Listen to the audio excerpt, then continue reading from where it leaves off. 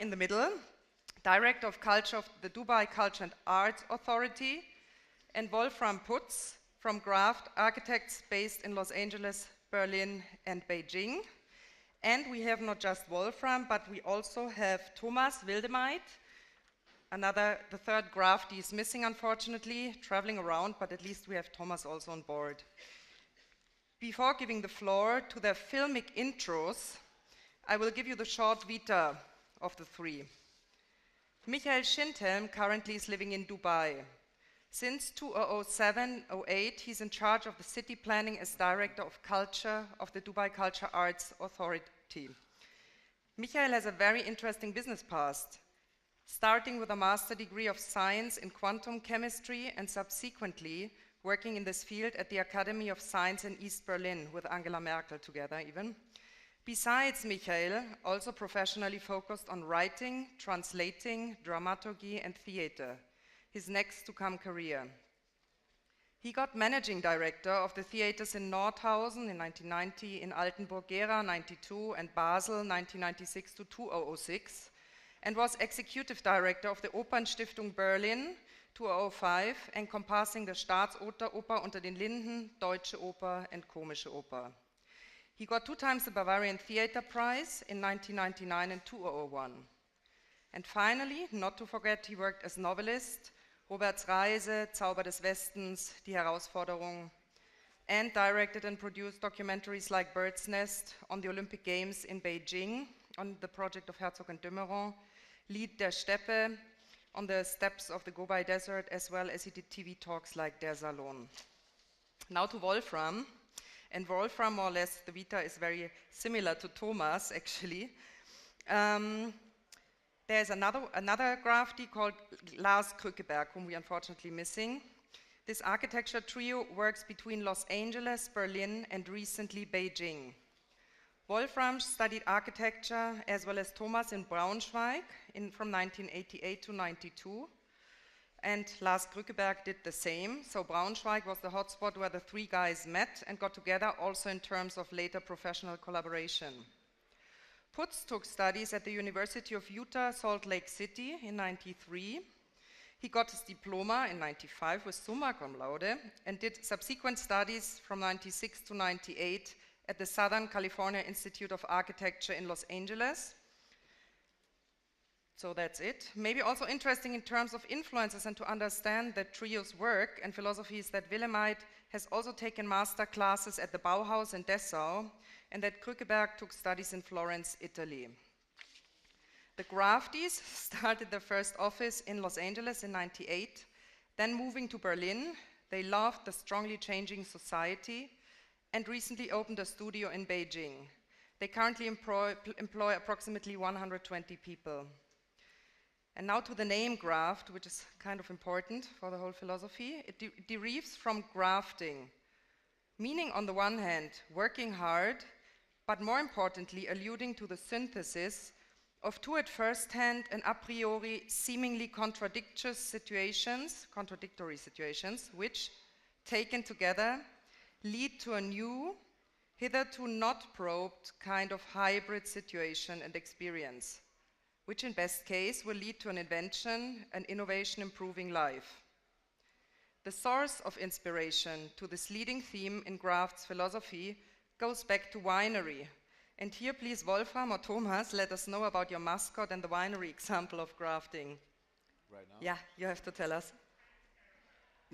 Well, if you start a business, you have a lot of time. So we designed business cards for a long time, and we're thinking about our name forever. And at the time, a lot of wine was drunk. And to make a long story short, looking at the empty wine bottles, we realized if wine bottles would stay empty, life would be not as happy, or with that tool as students would be not as happy. So we remembered the story in the 19th century, the parasite, the Phylloxera verstarex, German would be Reblaus, was extinguishing the European aristocratic sort of culture of wine. And the only way that the winemakers eventually were able to rescue this, these biological cultures was to take a non-fruit-bearing root, a cowboy root, which comes from America, doesn't carry the fruit, and graft it, which is Propfen also, a transplanting grafted together with a transplantation of of the European sort of aristocratic rise. And so the idea of these opposing opposites of cultures, you know, the education versus the wild, the fruit-bearing versus the resistant, was creating the idea of every good team has a mascot. Our mascot is this parasite. So parasites are idea makers, idea givers. So the rape blouse is our parasite and mascot. So back to your architecture. What I found so interesting is that the focus lies in the exploration of hybrid and new room and architecture situations.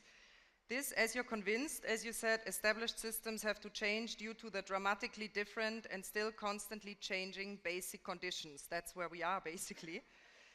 So we have a great dialogue ahead of us. Therefore, I was racing through the vitas of a really more than bright city planner, having the overview from outside, versus an architect actively creating buildings and city units. And now I give the floor free for Mr. Schindhelm first for the first filmic intro. Thank you very much.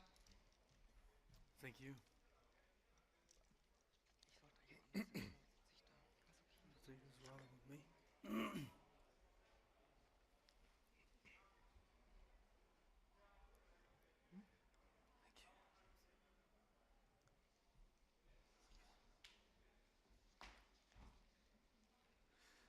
Good afternoon, ladies and gentlemen. Thank you very much for giving me the opportunity to talk to you a little bit on Dubai, an emerging city. Emerging cities are in many ways different from traditional cities. One of those abnormities is that somebody like me can represent Dubai as a city for culture. I'm representing this organization, Dubai Culture and Arts Authority, which has been established just recently, a year ago, as the first governmental organization aiming for developing culture in Dubai. You probably have heard about the city. Maybe you have been to this place already before. You know about this, but let me introduce you to this phenomena, Dubai, still a little bit more in detail. You know probably that Dubai is located on the southern shore of the Persian Gulf as the second largest emirate of the United Arab Emirates. This region is known for its political vulnerability with neighbors such as Pakistan, Afghanistan, Iran, Iraq, Yemen. It's not easy to develop a sustainable society. At the same time, this region is also known for its natural resources, its wealth on oil and gas in particular, with Saudi Arabia heading the pack on the list and the UAE being the number 5. But if you look a little bit more in detail, you will find that Abu Dhabi owns actually more than 90% of the natural resources, and Dubai actually just a fair small amount of oil, producing today around 80,000 barrels per day. Because the Dubaians knew about this already 30 years ago, they developed the idea on diversifying their industries. And if you look at these numbers here from the recent statistics, you would find that they've achieved a lot within these 30 years by having trade, real estate, communication, hospitality, tourism, composing almost 3/4 of the gross domestic product, and oil and gas performing actually quite an unimportant and irrelevant role. In 2007, Dubai completed 2,400 buildings. A fourth of all cranes worldwide are operating in this place. It's probably the largest construction site in the world. Of course, Dubai and the region in general has been hit also by the crisis. We'll talk about this later on probably.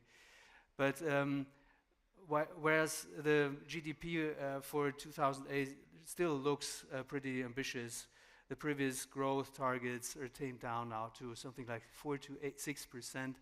And the government of Dubai had to decide to defy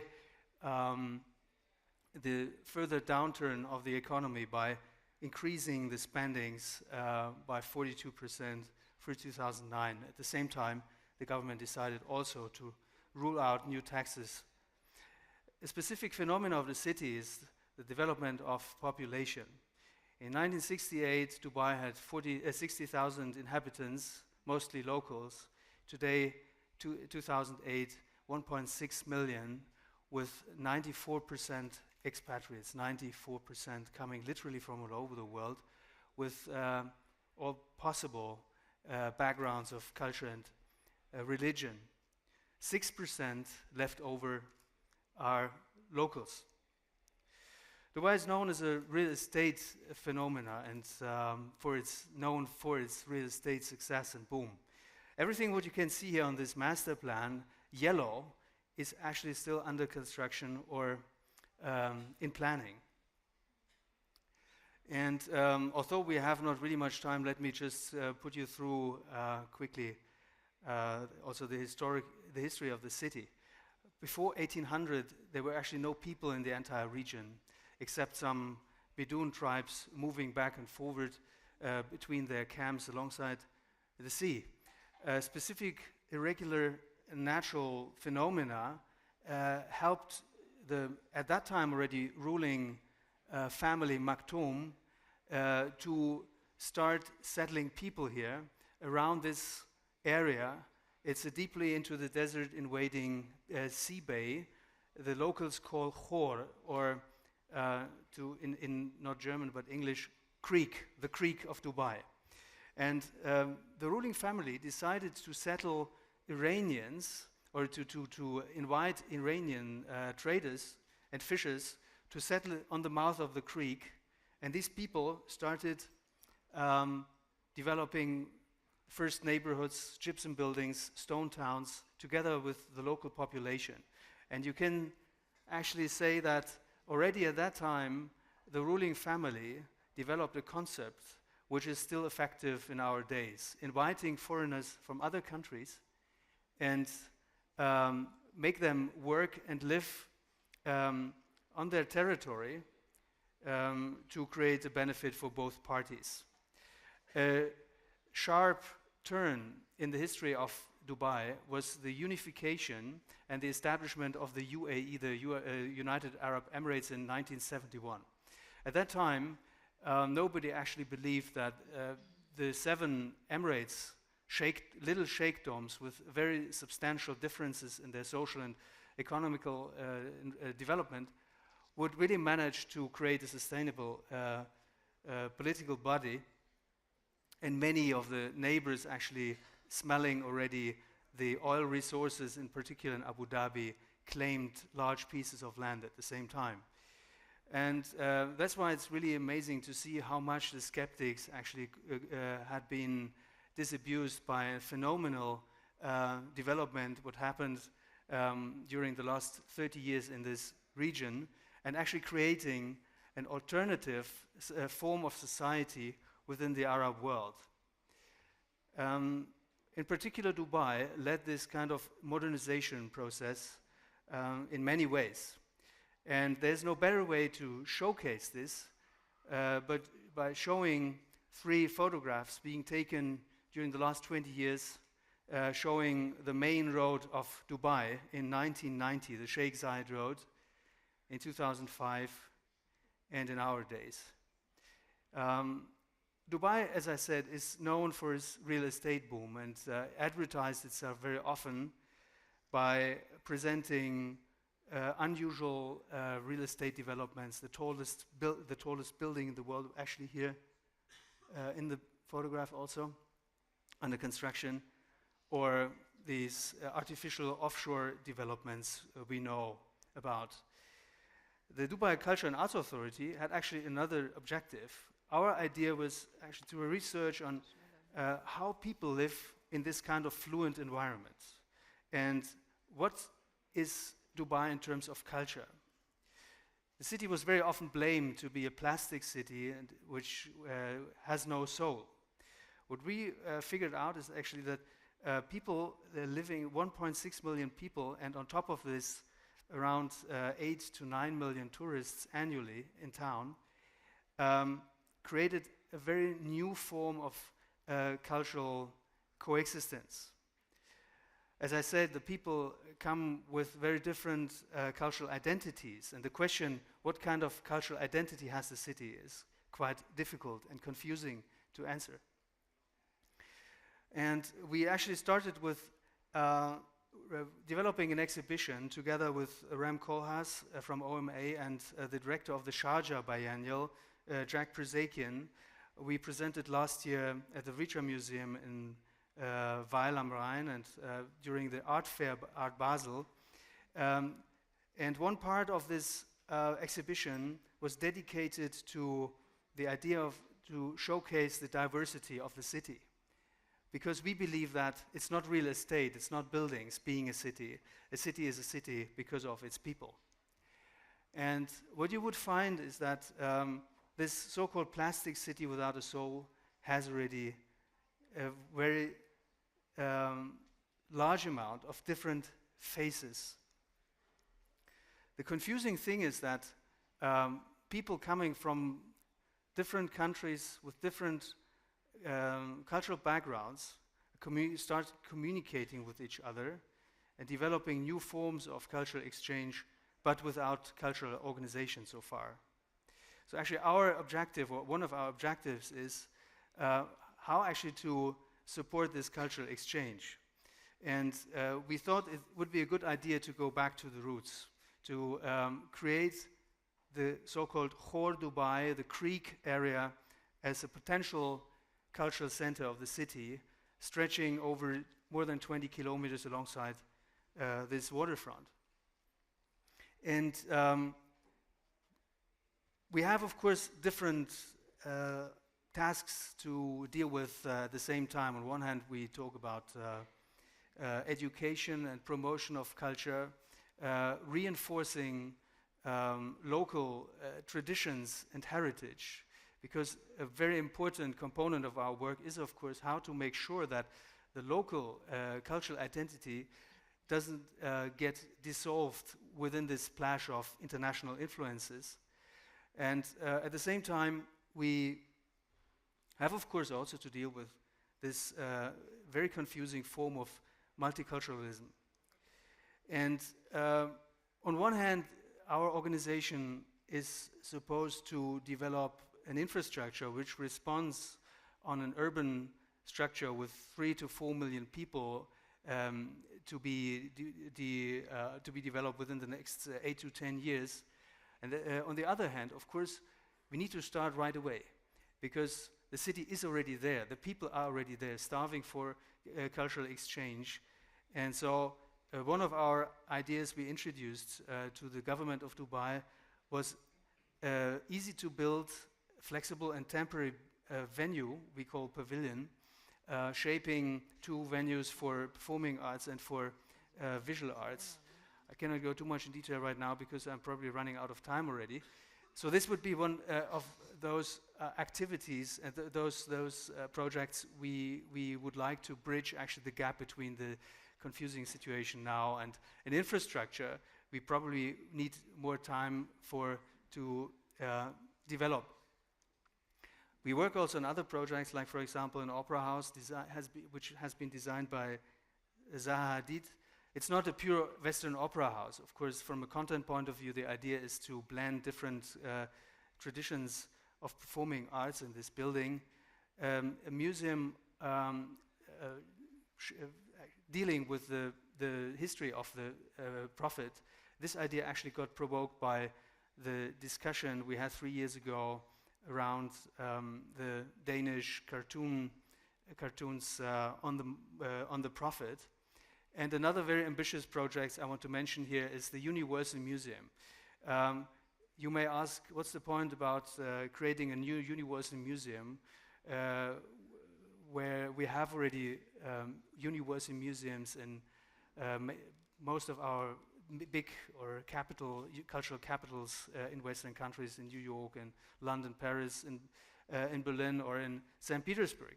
And on top of this, Dubai doesn't have any long tradition in cultural of culture and no heritage, or almost no heritage. So what's the point about developing a new universal museum?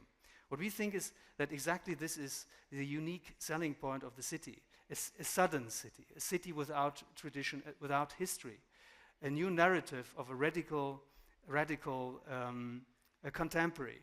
So actually the idea is not so much to talk about or to collect objects of historical phases of our cultural world cultures, but actually to deal with how to get from this phase of urban life to this phase, or how from this business to that business. And you may call this odd phenomena as being just related to the Gulf region. I would say it is pretty much also related and referring to our own urban phenomena and developments in our cities. So that's why this is one of our most ambitious projects we are working on together with international partners. I'm not sure, I probably would like to make a final statement here on the current status of the Gulf, and in particular Abu Dhabi and Dubai. Because as I mentioned already earlier, the region has been hit a lot by the credit crunch in last autumn and the financial constraints happening then after. What you can see here, and I got Ramkoha's permission to show this in this presentation, is actually the two master plans of Dubai and Abu Dhabi together. What you can see is that the two cities growing, approaching each other, and sooner or later creating an overall merger between Abu Dhabi and Dubai. I think this is a very remarkable aspect of what needs to happen in the near future, also if we talk about cultural development.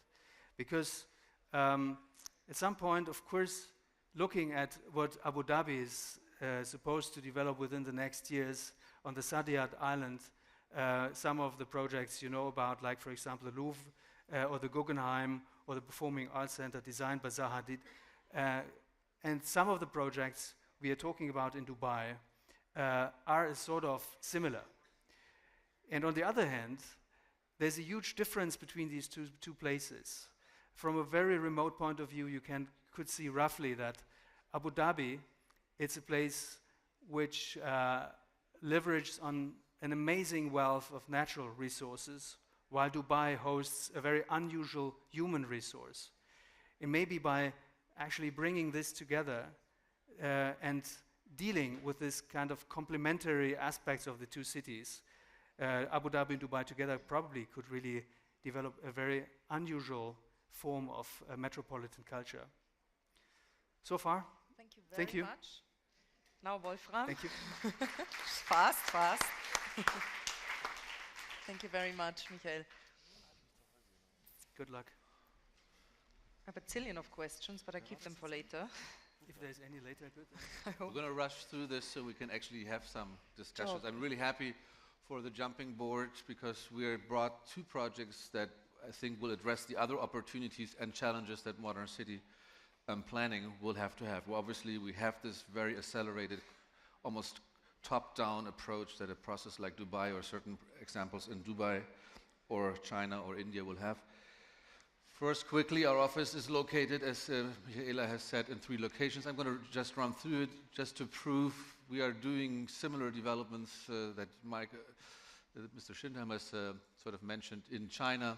This is our sort of attempt on the Dubai land. This is more not cultural, but cinema culture-driven real estate projects that have to do with condominium and hotel projects.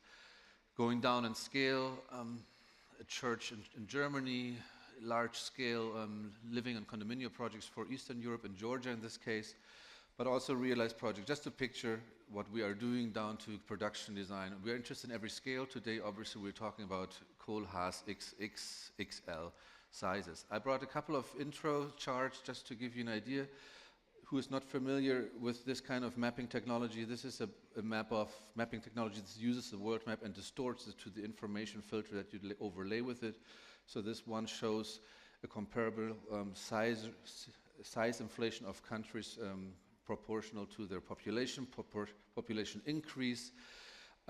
For our topic today, where is city living happening? How does city living sort of distort the size again for education? You look at Europe and you see that urban dwelling at the moment is still very present in Europe, but for a projected urban growth, we will see that particularly in India and China, to no surprise, the urbanization of societies will basically increase at the most. We know that in 20 years, 75% of the human race will live in city dwellings, which obviously also then has incredible implications for architectural thinking. Households, particularly overcrowded homes at the time, we're not going to see just demographic explosions, but we're also going to see a cellular division of existing households, therefore multiplication of urban fabric. I'm racing so we have time to talk. Slum growth, another opportunity obviously, or chance and challenge that we must meet. Very different to the Dubai rules of game, but something that basically is driving urbanization quite intensively in the third world. Disaster affection, something that is not only something that you see in the news in the remote rural areas, but has something to do with how cities become safe dwelling places. So affected by disasters, and particularly fatal affectations through flooding is something that our office is particularly interested in. And I'm going to jump through in our first project right away. We're going to describe two projects. One project is an existing campaign, a bottom-up process that was luckily, one could say, placed in a first world context. So we were able to actually take first world resources. This is New Orleans after the Hurricane Katrina. And together with a recipe of people, from celebrities to pro bono workers, to locals, to large-scale corporations, we were able to form a campaign to go from this picture that we all see. It was obviously in the first world, therefore also televised quite well as a catastrophe, and was something that still created failure, or was still something that failed our civil societies. Us as an office that is founded by German that kind of were seeking the sun in California, we're still feeling that this is our country too. And so we are you're seeing excerpts of a book we're writing almost as a manual that we want to sort of spread outside the Katrina context into disaster zones, into urbanization concepts that we are facing today. To go through Katrina quickly, you all have seen those images. Katrina was the most costliest catastrophe in the history of Western civilization. $84 billion dollars. This was still impressive kind of money numbers 3 months ago. Since then, we obviously have learned how to deal with quite different sort of set of investment hires. First, you take a lot of voluntary labor, and you take, a projective surface of celebrities. You mix it with talent. We created a campaign. We created a nonprofit. We created a bank. Banking at that time was still a sort of idealistic sort of setup. So we are creating a budget, gapping financing packages to help actually people to re-enter civil society growth factors. We are creating entirely a sustainable system of building, a sustainable system of operating building, and a sustainable system of living. And we started from scratch. This is one of the first houses that is built on site right now. But mostly you also design a process, and the process that I want to point out before I hand over to Thomas on this racetrack here is a process of fundraising. You have media, if you have celebrities, you have the first philanthropic culture of the Western society, particularly in America, to give first money, but you need participation and credibility. And we are using the internet at the time with factors of very public visibility of art installations to create an on-site nucleus awareness tool that was linked to the internet to raise, in our case, I think $7 to $10 million within 6 weeks as a first sort of round to help start up this sort of a reconstruction non-profit organization that we founded there. You see, it was an abstracted sort of monopoly game in the beginning. The houses were spattered. It was almost a childhood dream come true with boxes of elements of architecture, and then through the course of 6 weeks fundraising, these houses became assembled. It was obviously covered through media, and an online gaming, an online fundraising tool was proportionally attached to a building crew, so every time we had fundraised the house was put back together on site. And in addition to what you can do with rich people, this was a fundraising tool for $10 million that raised pretty much in the bracket of $1 to $100 per fundraiser or per donor, this project. Yeah, thank you. We very much used up our time, but I'm going to try and speed up. This is a diagram showing another maybe take on our analysis on how cities change. When we started to think about how do our cities change that we live in, that we observe all over the world, we realized that most architects focus on two layers, basically, the architectural interventions as more the following economical rules, and the public spaces, the city planning side, representing more the political side to it. And that most architects, most planners underestimate what, for example, traffic and circulation planners do to it. But we mostly became interested in other layers like temporary interventions, the uncontrolled uses, temporary uses that redefine the identity of a space or a specific location that was maybe underused, and found this as one of the additional layers to think about, as well as a research of the identity and the relevance of a place, of a city, be it like of more local relevance or regional relevance or of global relevance, as Dubai is, for example, mostly. And we discovered that these two layers, like temporary interventions, very short-term interventions, and the long-term thoughts on what does the identity of, what influences the identity of a space, are maybe two very much underestimated layers to look at.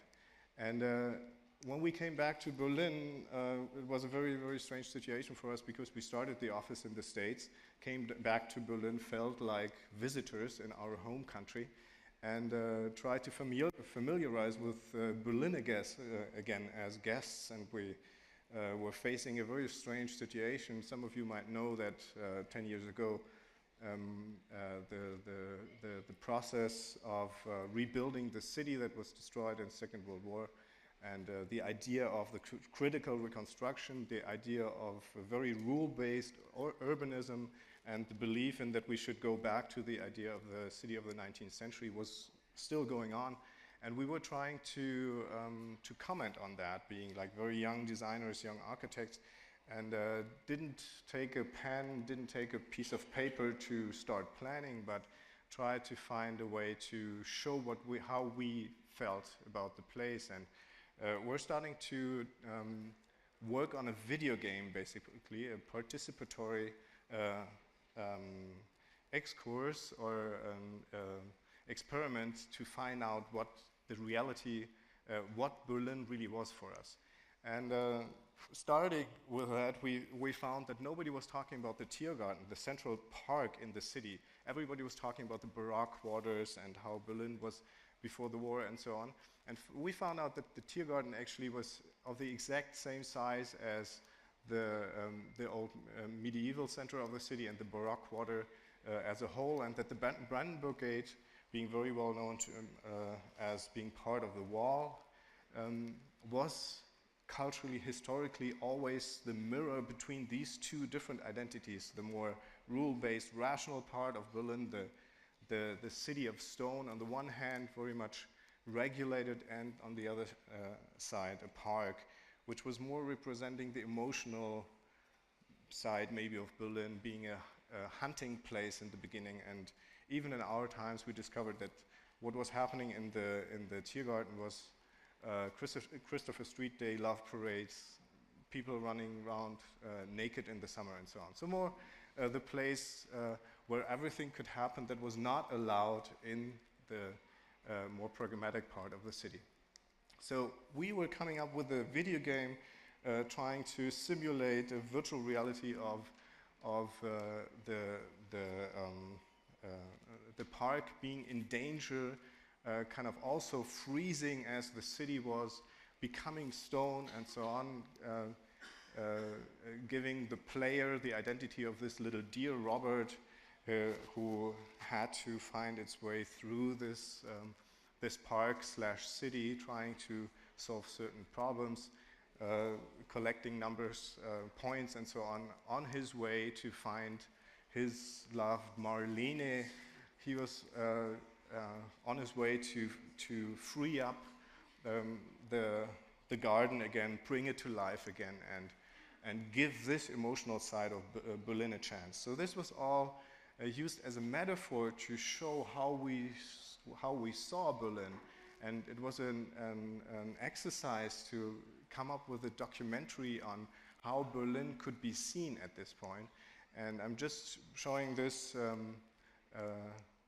I'm showing you some images of this video, how Robert is discovering other identities of himself. You know, this GDR car maybe, going through this park, finally, of course, finding Marlene, freeing her up, and they live together in peace and love afterwards. But this I'm just showing you because that is maybe an unusual way for architects to analyze and try to get an understanding of the location you're working in. And some years later, we got approached by the Senate of Berlin, who asked us to come up with a visionary utopian idea for the center of Berlin. And we picked up on this study that we had done some years before, and didn't focus on the city itself, but were more focusing on the relationship between the garden and the park, analyzed the conditions, the edge conditions of the park and the city, and found out that basically the city had nothing to do with the park. So we recalled Robert and said, okay, we need to free up that garden again. Analyzed, of course, in a series of drawings how the park was basically separated from the city, and came up with a strategy to open up the city again, that open up relationships between the city and the park. And in the end, we're of course focusing on this thin line between these two entities, park and city. Just to show you how we started with a video game that then became part of a very pragmatic research also of the city of Berlin and these conditions.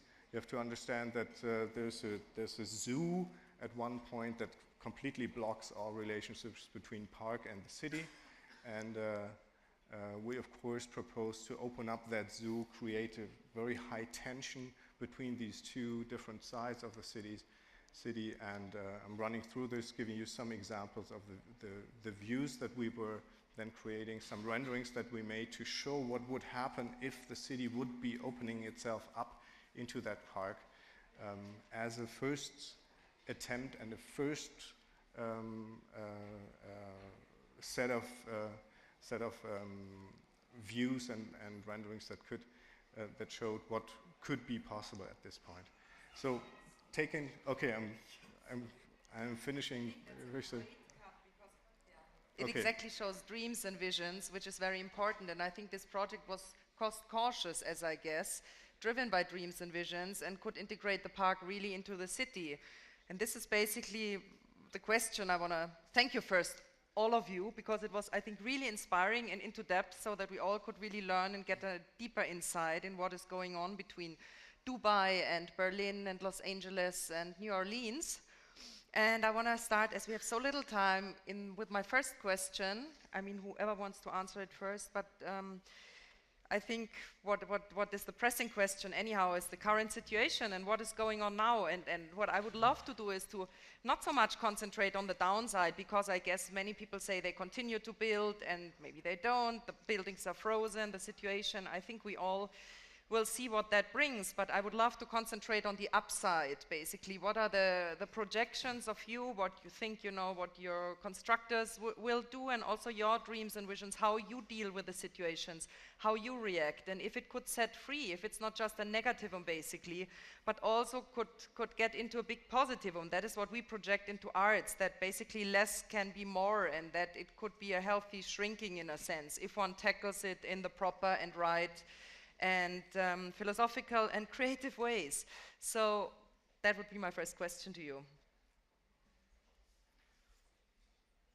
Tricky one, I know. It's of course quite a large topic to talk about. But I think with regards to the Middle East and in particular the Gulf region, it's not the first time that they have been hit by something. There was already an oil crisis before, and some other constraints happened from time to time. So do they have a plan? I think it's a little bit like with the medieval caravan. You know, I mean, they have speeded up the camels now, pretty much during the last 2 or 3 decades, and now the entire caravan needs to have a rest. Also, I think the city of Dubai in particular needs to have a rest in many ways, because as you could see, 94% foreigners in a city, and this kind of very accelerated development is something which is not always healthy. And on the other hand, of course, time, pain can also help to rethink and refocus. And we don't have enough time now to talk about this in detail, but I think what will probably happen is that all the governments in the Gulf region will most likely sort out what is actually really required for our near future, and even in longer terms, in order to create this sustainable society, and what is nice to have. And I think there was a kind of disbalance between what is nice to have against what is actually really required. And so I think this shock of an unpredicted financial crisis will help also the region to actually reconsider the strategy of the development in general. Which is great. And in particular, I think the entire process of participating, making foreigners a part of this country, making the local population a part of an exchange in a discussion about the future of this country. This needs to happen now.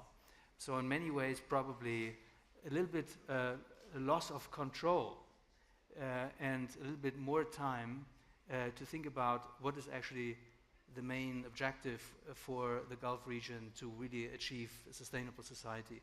This will help. And topics like environment, human rights, low-cost workforce and how to deal with this, intercultural exchange, all these issues are already on the table. And that's why I think, of course, we still need architects, don't worry. But maybe we need another architecture, and maybe we need also another idea on how to deal with the architecture. And I think, in particular, Dubai, but also the other Gulf countries have to understand that the development of a city is not finished by developing the physical structure. And sooner or later, they anyway had to end up to start up now the next phase of the development, meaning how to actually engineer socially those cities. And that's why I'm actually pretty happy that we have a little bit more to focus on this now. I was actually very happy that you were like showing some images of Dubai that usually are not known, like images of, and I guess that was like 2 images of more the camps where workers live from all over the world, like areas that are not that much controlled, that are not showing the glossy surface of Dubai, but more the half-controlled, where other things are actually possible. And maybe these areas will be also some drivers, like some driving areas that will contribute to the change in Dubai quite a bit.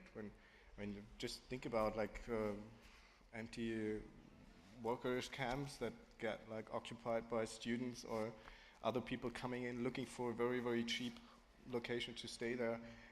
who knows? We don't know yet, but it's definitely not only going to be the official way of planning that will determine the change in Dubai, I guess.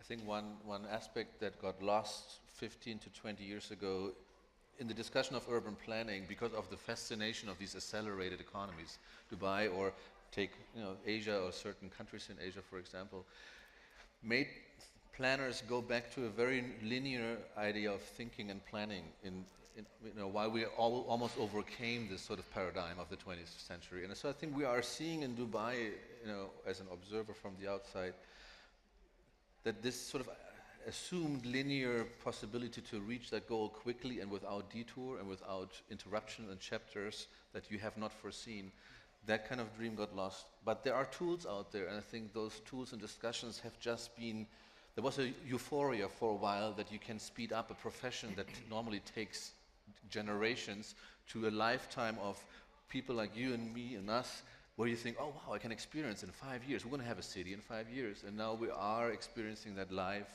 like it is. We'll take these non-linear paths, we'll have these surprises that we think we could not foresee.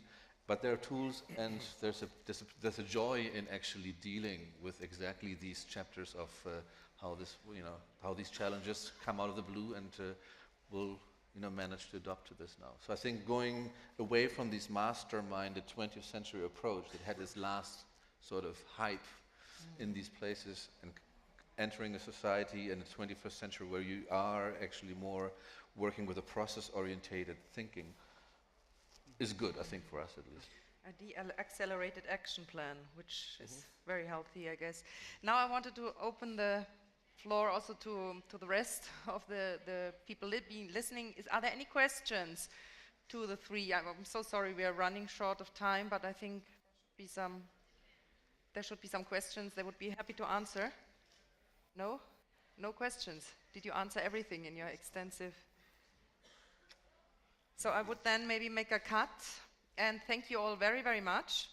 And we're all looking forward to the next panel with Hans-Ulrich Obrist.